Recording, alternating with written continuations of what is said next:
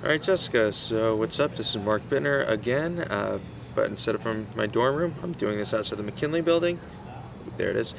Because my roommate's doing something important in the room, and my entire floor is pretty much crazy. So, blah. Gonna take off the glasses. So, basically, we saw a guy from the ACLU. And to see him, it was pretty cool. Oh, by the way, I'm doing this on Tuesday night, which is why I'm so urgent in doing this outside the McKinley building, outside in public, where people could look at me and look really weird.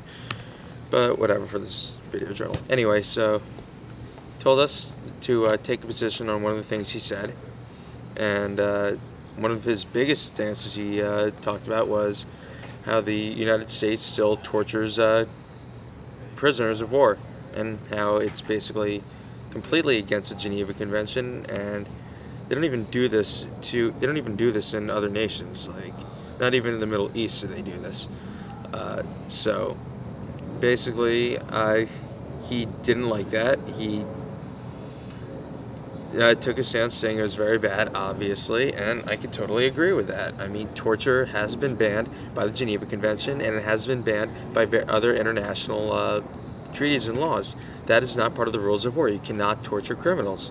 And for some reason, the United States says, oh, we can do it because they're terrorists. Well, last time I checked, terrorists are still people. I mean, many people refuse to acknowledge that, but they're still human beings, and we still have to treat them as such. And not all people we classify as terrorists are terrorists. So, I mean, we're torturing these people in Guantanamo Bay, which was apparently out of our jurisdiction until very recently, in which we're finally allowed to get makeshift courts for these people so they can actually have a trial, thank God, give them some basic rights.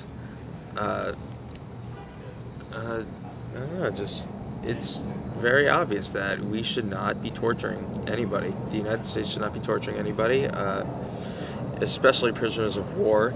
I mean, it's been condoned that waterboarding is still not torture. Waterboarding is all great. So we're dragging these people to near death and making them feel like they're about to die to get results. And, you know, as Quinn pointed out, that would be great if we got results. And even the ACLU speaker said it doesn't garner results. So we are physically harming these people to hell and back just for nothing. We are getting nothing out of torturing these people. We're torturing these people as a nation because they're terrorists, and we're not getting any benefits out of it unless for some reason the United States government thinks torturing people is beneficial. And under that case, it is beneficial, and how great that is. Too bad that skewers our international relations, which it already has. As I've said before, the Geneva Convention completely banned torture to prisoners of war. But like I said, that doesn't apply to us. I mean, I completely agree with the speaker. That is just not good. We can't condone any type of torture. I mean, that's just, I don't know, it's just contrary to our democratic ideals. For some reason, we're a democracy only if we choose it. It's only a democracy to some, it's not a democracy for all. We don't treat our prisoners of war with respect, and I don't know, I just don't like it.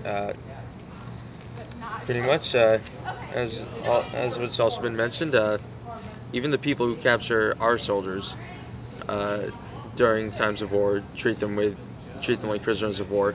We don't abide to those rules. It's totally contrary to our ideals.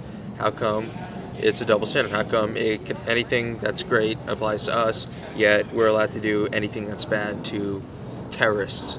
And like, I'm pretty sure I mentioned this before, but I'll mention it again.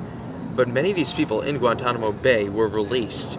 We have released people because they had no connections to terrorist ties. They had no connections to Al-Qaeda or any terrorist organization. And we torture them. For what? I mean, what were we going to get out of it? We got nothing out of it, and we're still torturing people, and it just doesn't make any sense. I completely, wholeheartedly agree with the ACLU's stance on this. Torture should not be condoned under any circumstances necessary. Even under Quinn's ideal, which stated if it worked, it'd be great. I mean, if it worked, it'd be great, but it still would be contrary to all of our values that we live on. And We're denying people basic rights, denying people what we fight for, and it's just very contrary to our ideals. Therefore, I completely agree with the ACLU guy's stance. Sorry I forgot his name, but that's just what it is. His, it just, I don't know, I think I defended it enough. I've been talking for 5 minutes. I really hope I defended it enough because I really want to get a 5 out of 5 on this journal. But, like I said, I don't know, we need to hold these basic rights for everybody. I mean, if we fight for these rights, if we're fighting for democracy, or if we're fighting for anything, any cause that's for American values, we cannot strip those values off of our opponents. That's just very hypocritical and contrary to our ideals, and it should not be condoned in any way possible.